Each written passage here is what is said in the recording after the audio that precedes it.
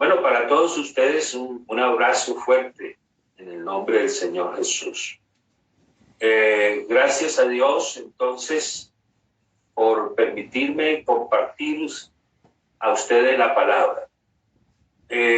Voy a leer un versículo y quiero que me acompañen en Primera de Timoteo, capítulo 4, versículo 16.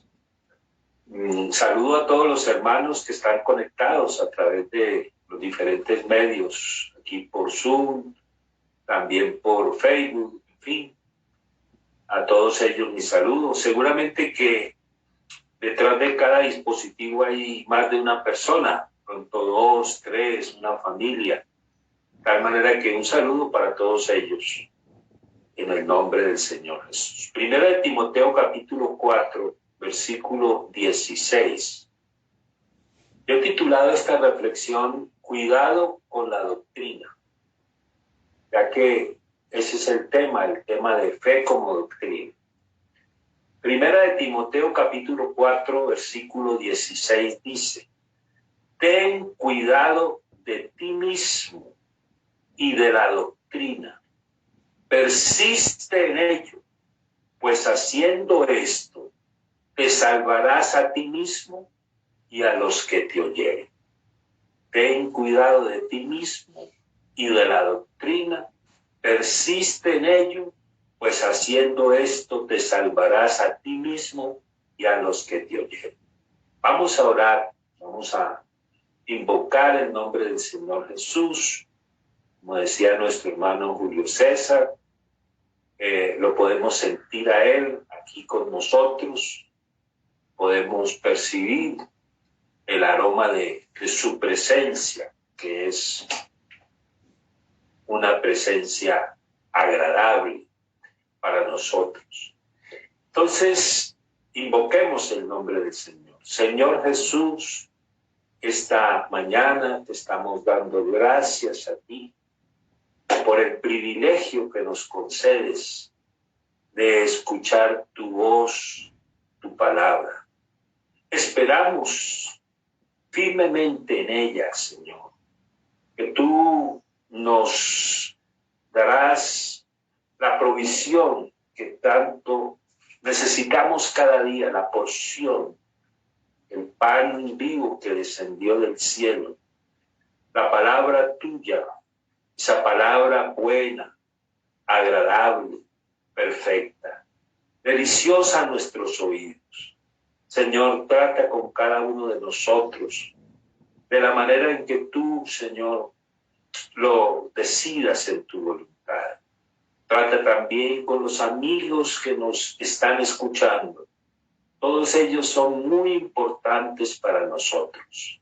En buena parte, esta convención se ha realizado no solamente por nosotros, sino también por ellos. Queremos que experimente el gozo de la salvación, que le reciban en sus corazones. Y todo esto, Señor Jesús, redundará en beneficio de tu pueblo, de tu iglesia. Y por último, tú serás glorificado, porque a ti te pertenece el honor, la gloria, el poder, la magnificencia, la majestad. Solo tú eres Dios. Amén. Amén. Gloria a Dios.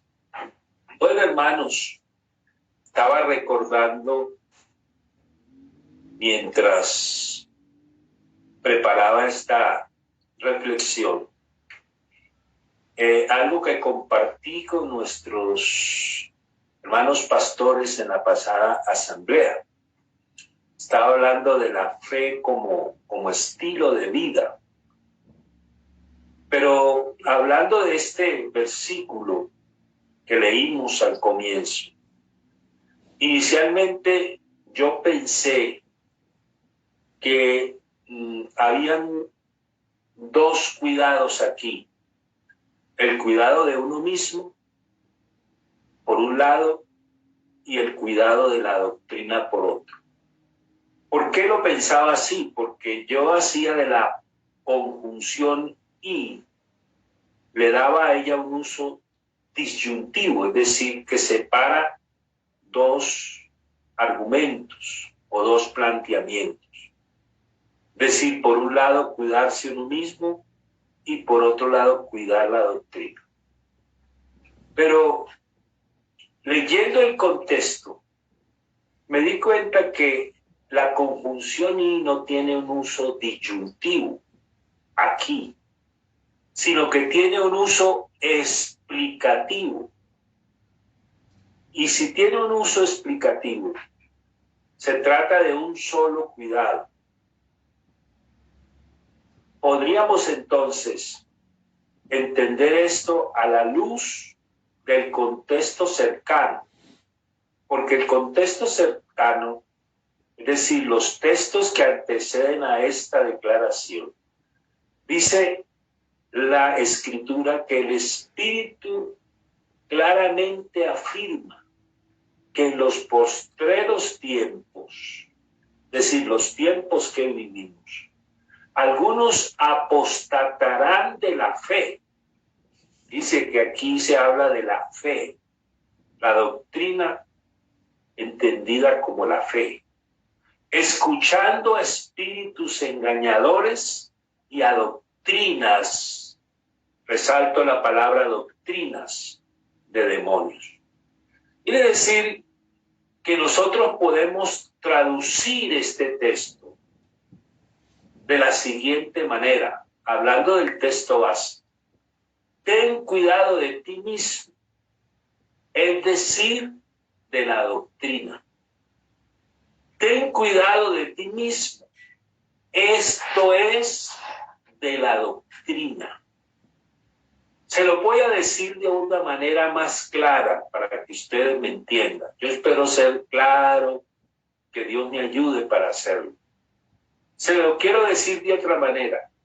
La mejor manera de uno cuidarse a sí mismo es cuidando la doctrina. Digámoslo entonces así, que cuando yo cuido de la doctrina, me estoy cuidando a mí mismo. Entonces, eso tiene sus consecuencias. Las consecuencias son evidentes. ¿Cuál sería la consecuencia? Bueno, te salvarás a ti mismo. Te salvarás a ti mismo. Y no solo a ti mismo, sino a los que te oyeren. Oiga, cuán importante entonces es cuidar de la doctrina. Eso tiene que ver entonces con la salvación. Entonces, aquí se hace énfasis en el título de esta reflexión, de lo doctrinal. Porque todo lo que enseñamos de Dios y de la vida cristiana, todo, absolutamente todo, es doctrina. Y podemos decir, hermanos, que no hay cristianismo sin doctrina. No hay cristianismo sin doctrina.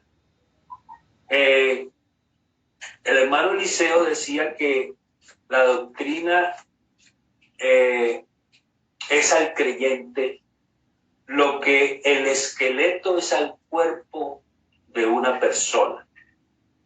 La doctrina, entonces, si es el esqueleto, da forma, sustenta, sostiene, estabiliza.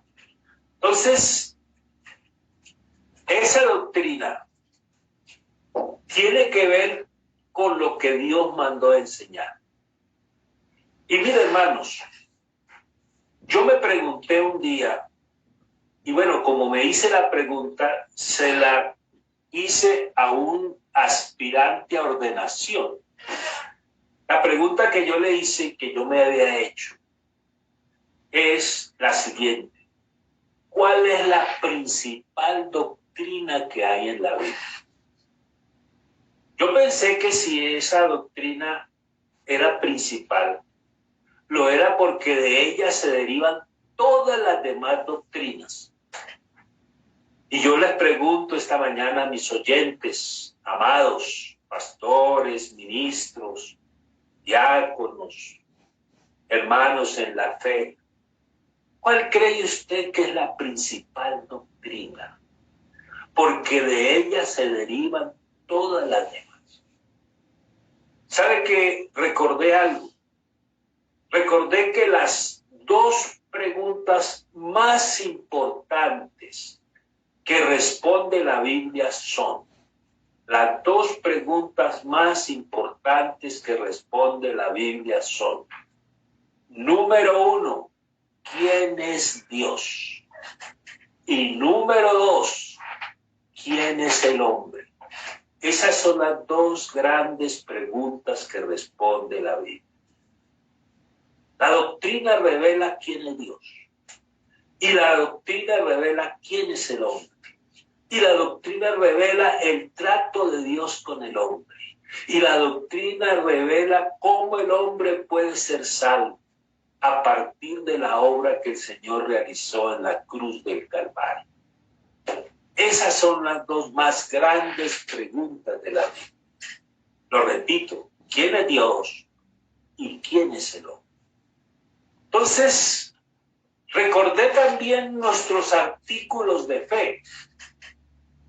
Esos artículos de fe que están en nuestro manual. Y al ojearlo, me di cuenta que la primera doctrina tiene que ver con la naturaleza de Dios. Esa es la principal doctrina.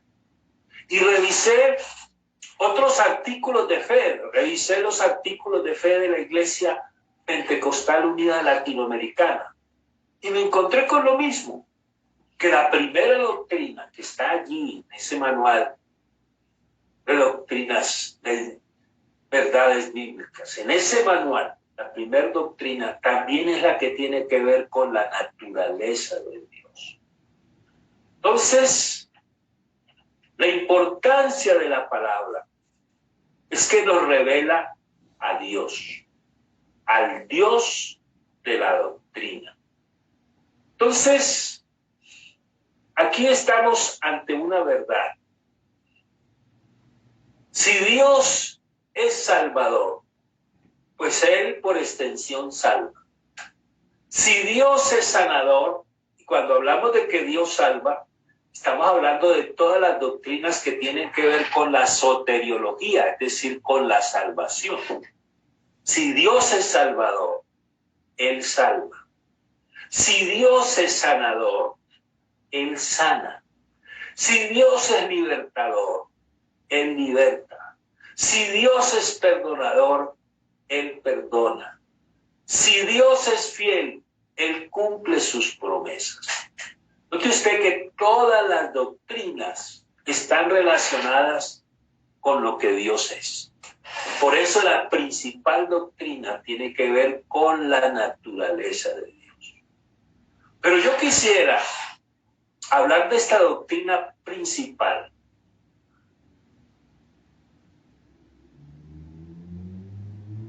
Dando a conocer cuáles son los efectos prácticos de esa doctrina. Porque toda doctrina tiene sus efectos prácticos. Sí, señor. La doctrina no es simplemente una argumentación teórica. La doctrina no es un planteamiento académico. La doctrina tiene sus efectos prácticos. Digámoslo de esta manera, la doctrina se hace vida en cada uno de nosotros y va a la práctica. Note usted que la principal enseñanza de la Biblia fue la que el Señor le dio a Moisés hace 3.500 años. Un día el Señor le dijo a Moisés, Moisés, póngase cómodo, porque le voy a dar la principal enseñanza. Y esa enseñanza, no solo para que la aprendas tú, sino para que la comuniques a mi pueblo Israel. Y no solamente a mi pueblo, sino a los hijos de mi pueblo. Es decir, una enseñanza que debía ser transmitida por generaciones. Entonces, ¿cuál fue la enseñanza? ¿Cuál fue esa enseñanza? Es una enseñanza fácil de aprender, pero por sencilla que sea, es vital. De guardarlo en el corazón y de practicarla depende el éxito y depende la prosperidad. ¿Sabe cuál es esa enseñanza? Bueno, Moisés sentado cómodamente la escuchó. El Señor le dijo: oye Israel, Jehová nuestro Dios, Jehová uno es. Esa es la principal enseñanza. ¿Y cuál es su efecto práctico? Y amarás a Jehová tu Dios de todo tu corazón, de toda tu alma y con todas tus fuerzas. Oiga, esa gran enseñanza es la que el Señor le transmitió a Moisés. Y le dijo: enseñe esta lección a sus hijos, porque para ellos también es la lección. Y yo me parece ver a Moisés levantando la mano y diciendo: Señor, un momentico, ¿y con qué intensidad tengo que enseñar esta lección? ¿Y sabe qué le dijo el Señor? Moisés, mire, todos los días de su vida. Todos los días de mi vida. Sí, Señor. Al levantarse los hijos, sí. Al acostarse, oiga, al acostarse los hijos, sí. En la casa, en los viajes, al entrar, al salir. Entonces, esa lección, esa enseñanza, esa doctrina fundamental, porque yo quiero decirle que esa doctrina fundamental es la que nos hace diferentes a otras doctrinas. ¿Estamos de acuerdo con eso? Creo que sí, esa es la doctrina que marca la diferencia. La que tiene que ver con la unidad, con la unicidad de Dios. 1500 años después de que el Señor le dio la enseñanza a Moisés, dice la Escritura que uno de los escribas que había oído al Señor y que se había dado cuenta que él siempre respondía bien, le preguntó: oiga, Señor, ¿cuál es el primer mandamiento de todos? Le quiero decir que para los judíos la Torá no significaba ley como significa para nosotros actualmente. La Torá para ellos significaba enseñanza. La Torá era la doctrina. Y en ese orden de ideas, lo que el escriba le estaba preguntando al Señor: ¿cuál es la principal enseñanza? ¿Cuál es la principal doctrina? ¿Sabe qué hizo el Señor? Pues le repitió la enseñanza que le había dado Moisés. Le repitió la enseñanza. Y quiero decir que muchos la habían olvidado. La habían archivado allá en el estante de los recuerdos. Estaba llena de polvo y de telarañas la enseñanza. Y él le dice: mire, señor escriba, la principal enseñanza es: oye Israel, el Señor nuestro Dios, el Señor uno es. Y yo quiero hacer aquí una acotación. Yo un día le pedí el certificado de nacimiento a la palabra uno. La palabra uno. ¿Y sabe qué encontré? Me sorprendió, porque encontré que la palabra uno significaba o apuntaba a todo aquello que no se puede dividir, porque si se divide deja de ser uno. Y yo pensé: oiga, tiene razón, porque si yo divido uno por dos, deja de ser uno y se convierte en un medio. Si lo divido por tres, deja de ser uno y se convierte en un tercio. Si lo divido por 10, deja de ser uno y se convierte en un décimo. En otras palabras, la palabra uno, en su concepción inicial, tenía la idea de algo que no se podía dividir, porque al dividirse dejaba de ser uno. Y yo dije, bueno, tiene razón que en su momento nosotros nos llamamos unitarios. Pero con la idea de la unidad compuesta, nosotros dijimos, no, es que nosotros somos, y acuñamos un término más específico que el de la unidad, que fue el de la unicidad. Porque la palabra unicidad quiere decir eso, indivisible. Entonces, la principal enseñanza tiene que ver con la unicidad de Dios, con la unidad de Dios. Pero aquí estamos hablando no de la doctrina desde un punto de vista académico, sino de un punto de vista práctico.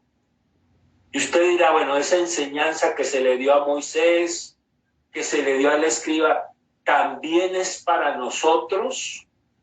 Por supuesto que es para nosotros. ¿Y dónde está la explicación de esa enseñanza sobre la unidad? Bueno, está en Efesios 4. Es Pablo el que dicta esta misma enseñanza. Repito, no a Moisés, no al escriba. Esta vez es para nosotros, para la iglesia. Ustedes recuerdan que Pablo siempre divide sus cartas en dos partes, la parte doctrinal y la parte práctica, la parte ética, la parte del comportamiento. Entonces, cuando Pablo dice, yo pues preso en el Señor, os ruego que andéis conforme a la vocación con que fuisteis llamados. Entonces, Pablo tenía tres interlocutores: los creyentes judíos, los gentiles y la iglesia, que era formada por los anteriores, por creyentes judíos y por gentiles. Pablo se había gastado ya 3 años trabajando en la iglesia de Éfeso. Y parece que el problema que tenía la iglesia en Éfeso era la falta de unidad. Entonces lo que Pablo dice es que si somos unitarios, unicitarios, nosotros debemos de vivir en unidad. De manera que si usted se sabe la doctrina de la unicidad, pero no vive la unicidad, si se sabe la doctrina de la unidad, pero no vive la unidad, usted lamentablemente ha perdido el tiempo. Por eso entonces, la unidad no es un lujo, no, es una condición que parte del carácter único de Dios. Pero mire usted lo que dice Efesios 4. ¿Cuál es el carácter? ¿Cómo se fomenta la unidad? Se lo digo de esta manera. ¿Cuál es el rasgo característico de aquellos que fomentan la unidad en la iglesia? Bueno, Efesios lo dice. Cuando dice, con toda humildad, os ruego que andéis como es digno de la vocación con que fuiste llamados. Con toda humildad. Quiere decir que el hombre o la mujer que fomenta la unidad es humilde. Y usted dirá, bueno, ¿y eso qué quiere decir ser humilde? Bueno, ser humilde es aquel que, siendo fuerte y capaz, reconoce que eso se lo debe al Señor. Es humilde aquel que, cuando localiza algo malo en su vida, lo corrige, aunque le duela. Es humilde aquel que conoce las propias limitaciones y debilidades y actúa de acuerdo a tal conocimiento. Y usted dirá, ¿y quién no es humilde? Bueno, aquel que no acepta, no ve sus defectos, no los corrige y se queda con ellos. Yo encontré una frase célebre que comparto con ustedes. Un hombre tiene grandeza o una persona tiene grandeza cuando admite sus errores. Una persona tiene inteligencia cuando aprovecha sus errores. Y una persona es fuerte cuando corrige sus errores. Grande cuando los admite. Inteligente cuando los aprovecha. Y fuerte cuando los corrige. Entonces, la humildad consiste en callar nuestras virtudes y permitirle a los demás descubrirlas. Eso también es una frase célebre que traigo a colación. Entonces, la persona humilde es una persona que le queda muy fácil fomentar la unidad. Es una persona que le queda muy fácil poner en práctica la doctrina de la unidad, de la unicidad de Dios. Pero sigamos adelante. Con toda humildad y mansedumbre. Quiere decir que la persona que fomenta la unidad, que vive la unidad, es una persona mansa. Es decir, apacible, tranquilo, sosegado, fuerza bajo control, cuando tiene paz interior. Esa persona que tiene suavidad y benignidad en el trato, libre de la arrogancia, aquel que se deja enseñar, que acepta la disciplina, aunque al momento le pueda parecer gravosa. Esas son las personas mansas. Y mire, hermano, ¿sabe que de lo que el Señor le pidió a sus discípulos? Porque el Señor le pidió algunas cosas a sus discípulos. Pero yo quiero resaltar una de las cosas que el Señor le pidió a sus discípulos. Cuando Él les dijo, venid a mí todos los trabajados y cargados, y yo os haré descansar. Llevad mi yugo sobre vosotros y aprended de mí. Oiga, yo pensé que le iba a hablar de los milagros, que le iba a hablar de las señales, que le iba a hablar de los portentos. Aprendan de mí eso. No le dijo eso. ¿Sabe qué les dijo? Aprended de mí que soy manso y humilde de corazón y hallaréis descanso para vuestras almas. A veces nosotros nos llenamos de satisfacción cuando predicamos al Dios poderoso, al Dios que rompe cadenas, al Dios que abre puertas, al Dios que desata ataduras. Pero nos olvidamos del Dios manso y humilde. Entonces, para fomentar la unidad, se debe ser humilde y manso. Pero ¿qué dice Pablo a continuación? Soportándoos con paciencia. Quiere decir que aquel que promueve la unidad, la unicidad, no solamente debe ser manso y humilde, debe ser paciente. Es decir, una persona que tolera, que soporta las situaciones que no le agradan, no se altera fácilmente. Entonces ya llevamos 3 características: humilde, manso, paciente. Pero además, dice Pablo, soportando los unos a los otros con paciencia. en amor, en amor. Entonces la persona que fomenta la unidad es una persona amorosa. Entonces, más que un sentimiento, según Dios, amar significa cuidar, proteger, no tener envidia, no jactarse, no hacer nada indebido, no buscar lo suyo. Oiga, no guardar rencor. Eso es lo que dice la Biblia respecto del amor. Entonces, luego dice, solícitos en guardar. Esas personas que tienen esas características, a ellas se les dice solícitos en guardar la unidad del espíritu en el vínculo de la paz.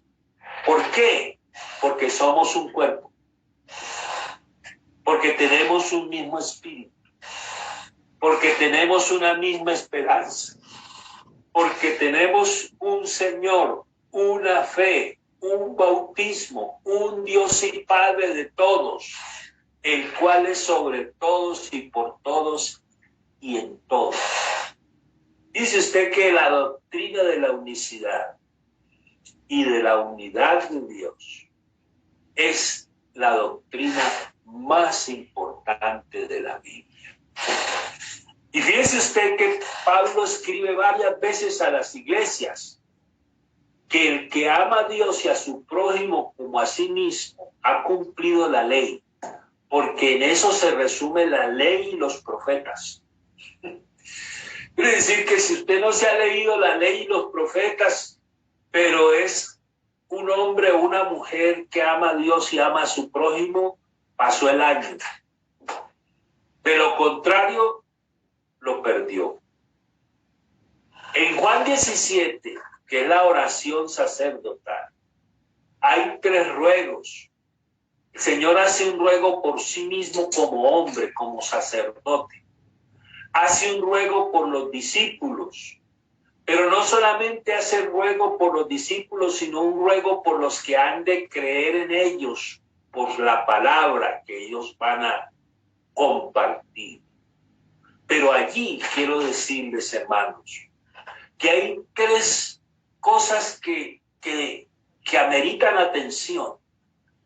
Esas 3 cosas son, número 1, la naturaleza de la unidad. La unidad no es formal, no es de papel, no es de escritorio. No, es de oficina. La unidad nuestra es esencial. Es esencial. Se lleva en el corazón, en el alma, en los huesos, en los tuétanos. Es esencial. Número 2, el método de la unidad. ¿Cómo hizo Dios para que nosotros seamos uno? ¿Qué fue lo que hizo Dios? Bueno, lo que hizo Dios fue un milagro. El milagro del nuevo nacimiento. Nosotros somos uno porque hemos nacido de nuevo. Ese es el método de la unidad, el nuevo nacimiento. ¿Y cuál es el tercero? El propósito de la unidad. ¿Y sabe cuál es el propósito de la unidad? Yo, la verdad, quedé sorprendido cuando leí estos versículos. Bueno, el propósito de la unidad es para que el mundo crea y para que el mundo conozca. Así lo dice Juan 17. La naturaleza de la unidad, esencial. El método de la unidad, el nuevo nacimiento. Y el propósito de la unidad es para que el mundo crea, para que el mundo conozca. Quiere decir que la unidad es un hecho que afectó, afecta y afectará al mundo. Entonces, aquí no se trata de predicar la unicidad, porque si yo les hablara acerca de la predicación de la unicidad, yo estoy seguro que estoy ante un grupo de expertos en predicar la unicidad. No les voy a preguntar si usted conoce esa doctrina, porque sé que la conoce. No le voy a preguntar si usted la predica bien, porque sé que usted la predica bien. Lo que les estoy preguntando es hasta qué punto contribuimos a la realización de esa verdad en la iglesia y en el mundo. Lo que les estoy preguntando es hasta qué punto vivimos nosotros en unidad. Porque mire, hermanos, en Cristo desaparecen las rivalidades. Aquí no hay competencia. Aquí nadie le quiere ganar al otro. Uno va a un distrito y les quiero compartir esto. Escucha esta palabra, este es el mejor distrito. Y va a otro distrito y encuentra la misma declaración, este es el mejor distrito. Y yo me pregunté, ¿por qué hay 35 mejores distritos? ¿Será que están compitiendo los distritos unos con otros? Pero mire, hermanos, nuestra competencia no es con los otros distritos. Nuestra competencia es con nosotros mismos. Y si usted quiere decir que este es el mejor distrito porque cada día es mejor, lo felicito. Usted está bien enfocado. Porque la competencia no es con nosotros, no es con nadie diferente a nosotros mismos. Aquí no se le trata de ganar. Aquí no se trata de que las Dorcas le ganen a los jóvenes o que los jóvenes le ganen a las Dorcas. Porque nosotros no somos competidores, somos colaboradores. Yo te necesito, tú me necesitas. ¿Sabe que cuando el Señor Jesús, Dios manifestado en carne, pisó esta tierra, encontró un mundo dividido? ¿Cierto que sí? Judíos, griegos, gentiles, ricos, pobres, sabios, ignorantes, estrato 1, estrato 6, un mundo dividido. Entonces, el Señor vino a romper las barreras, tanto que hablando de judíos y gentiles dice que de los dos pueblos hizo uno, llevando en la cruz las enemistades. ¿Sí dice así la Biblia? ¿Cierto que sí? Llevando en sí mismo. Y sí dice la Biblia que Él vino a reunir en Cristo a todos. Sí. Porque nosotros somos uno en Cristo Jesús. Por eso algún día yo tuve una reflexión pensando en esto. En Cristo las matemáticas fallan. Porque en Cristo 1 más 1 no son 2.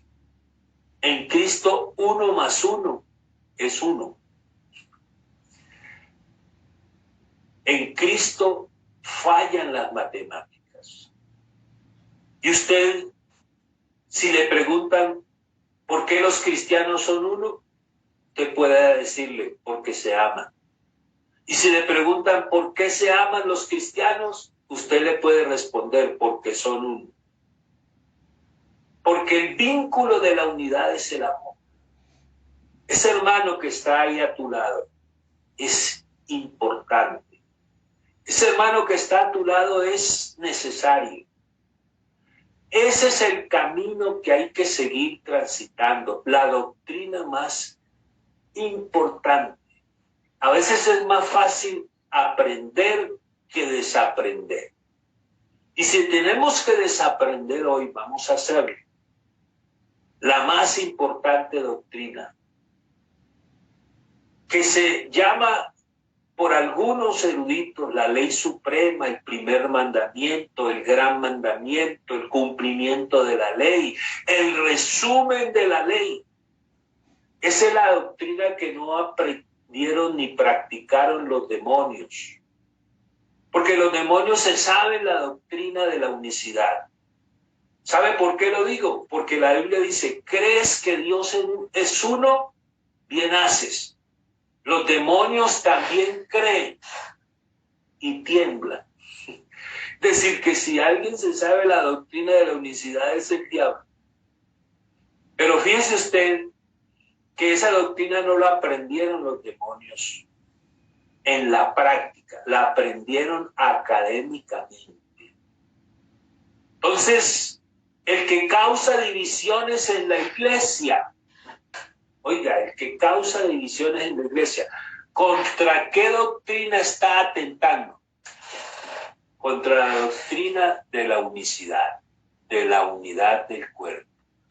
Tanto que dice la Biblia que después de una y otra amonestación a ese que causa divisiones, dice que después de una y otra amonestación, deséchalo, porque se ha pervertido, peca y ha sido condenado por su propio juicio.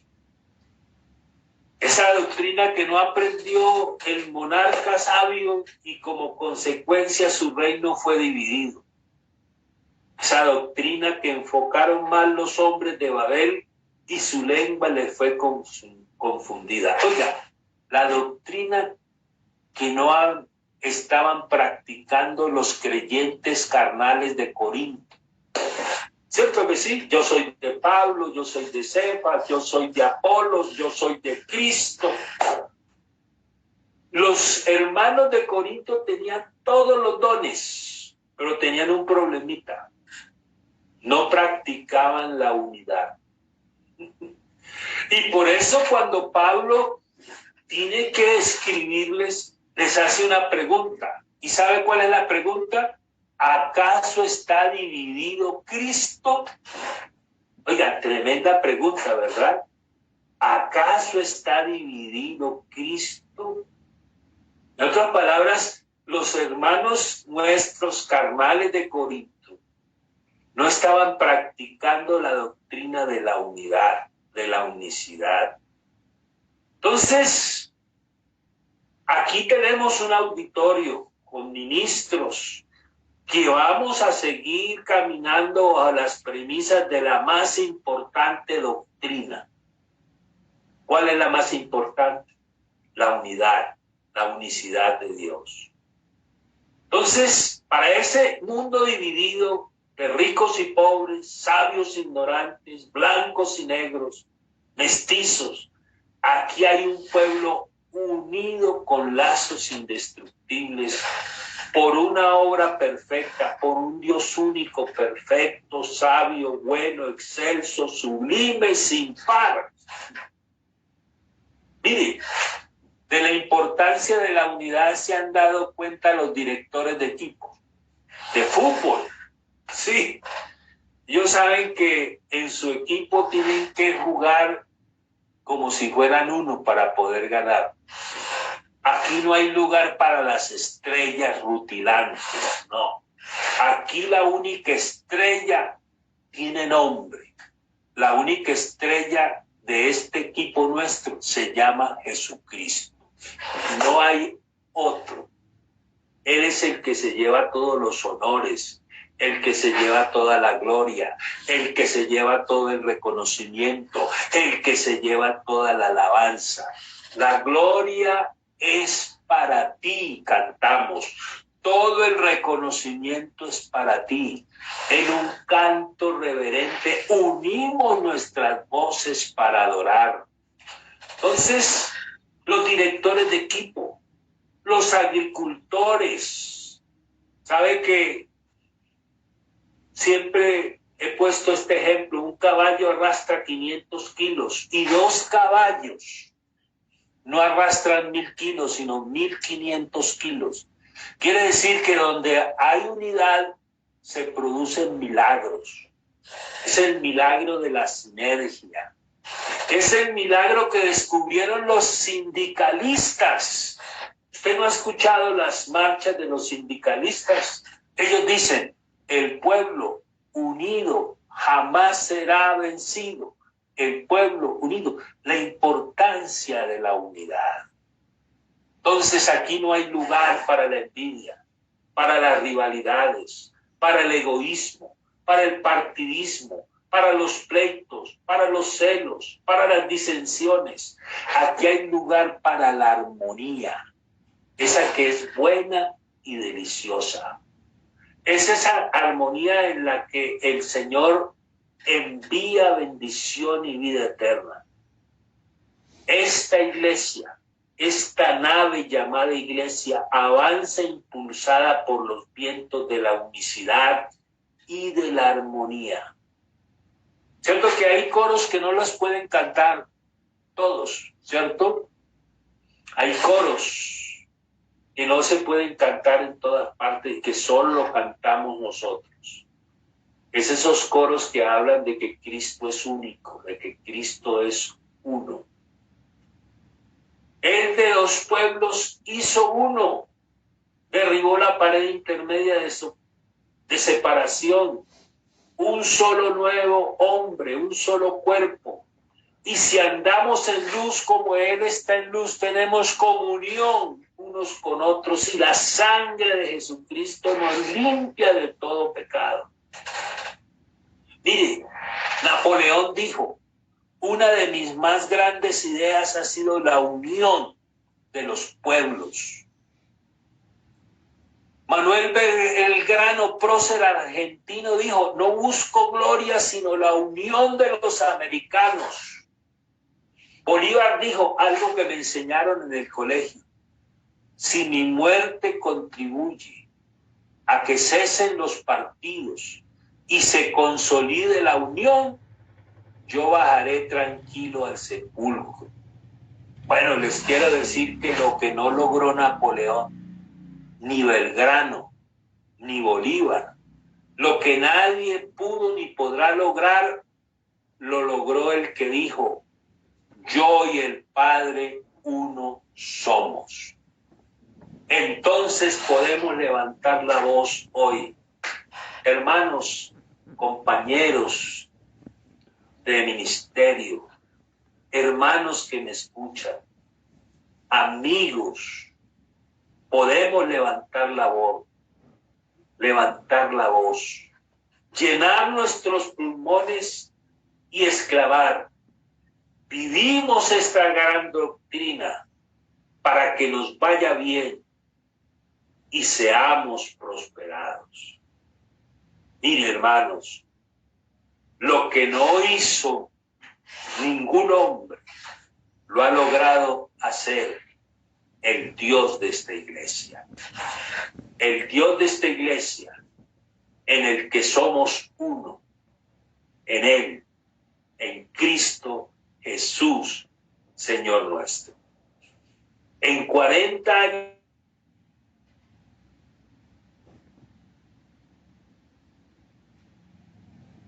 una lista de peticiones, pero yo les invito a que hoy cambiemos el libreto. Hoy vamos a dar gracias al Señor, porque si lo amamos, es porque Él nos amó primero. Si le buscamos, es porque Él nos buscó primero. Si le servimos, es porque Él nos sirvió primero. Y si hemos aprendido esta lección, es porque Él nos la enseñó primero. Esta gran, importante enseñanza, que es la principal doctrina, que es la principal enseñanza, que es la doctrina de la unidad. Quiero terminar contándoles un testimonio. Cuando estuve en la Argentina de misionero, alquilábamos un hotel en el centro de Buenos Aires, el auditorio de un hotel en el centro de Buenos Aires. Ese auditorio era utilizado por muchos grupos evangélicos. Y el primer día, la primera vez que lo contratamos, nos pidieron un anticipo para garantizar el cumplimiento del contrato. Bueno, pagamos el anticipo, hicimos el evento, terminó el evento, pagamos el saldo y cada uno para su casa. Al año siguiente volvimos a solicitar el auditorio. Y lo primero que yo le pregunté al gerente es, ¿y cuánto es el anticipo? Y me dijo, sabe, pastor, que a ustedes no les voy a pedir anticipo. Y yo dije, ¿y por qué? Porque me dio por preguntarle, claro, me extrañé, ¿por qué? ¿Por qué a nosotros no nos pide anticipo? Digo, porque ustedes son diferentes a los demás que han alquilado este auditorio. Y entonces les dije, ¿y cuál es la diferencia? Dice, porque ustedes se tratan como una familia. Ustedes son distintos. Y lo que nos hace distintos a nosotros es que practicamos la doctrina de la unicidad. No solamente que somos expertos académicos para predicarla, sino que la vivimos. Hermano, lo más grande que le pueden decir a uno no es excelentísimo, ni reverendísimo, ni nobilísimo, ni doctorísimo. Lo más grande que le pueden decir a uno es hermano. Eso quiere decir que tenemos el mismo papá, el mismo Señor, el mismo Dios. Y que si Él es uno, nosotros también somos uno en Cristo Jesús. Prediquemos, enseñemos, vivamos la doctrina de la unicidad, porque la doctrina de la unicidad es la más importante doctrina que hay en la Biblia. Llevemos esto en el alma, llevemos esto en el corazón, vivamos la doctrina de la unicidad. Yo les invito a ustedes que la fe como doctrina tiene que ver con la naturaleza de Dios, con quién es Dios.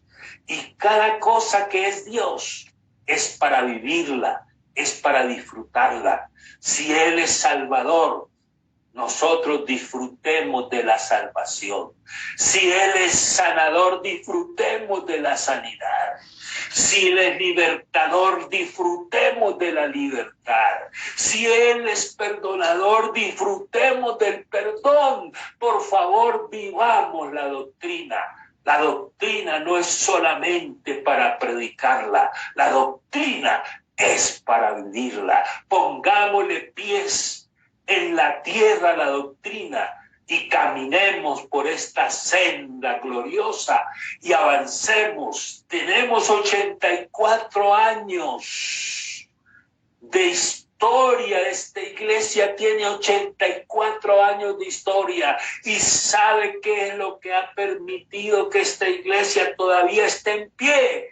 Que hemos priorizado la doctrina de la unidad, la doctrina de la unicidad, y llegaremos al cielo proclamando esta doctrina, exaltando esta doctrina, exaltando al Dios de esta doctrina que tiene nombre y se llama Jesucristo. Invito a mis amigos que se unan a este cuerpo, que se unan a esta iglesia, que se unan y se añadan al cuerpo de Cristo para que ellos también puedan disfrutar de la doctrina. Porque haciendo esto, escuche hermano, escuche amigo, haciendo esto te salvarás a ti mismo. Y no solamente a ti mismo. ¿A quiénes más? A los que te oyeren.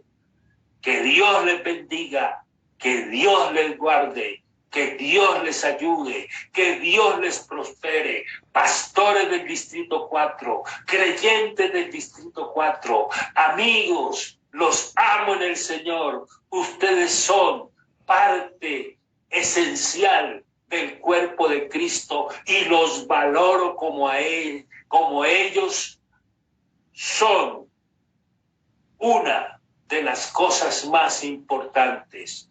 es saber que somos uno en Cristo Jesús. Dios les bendiga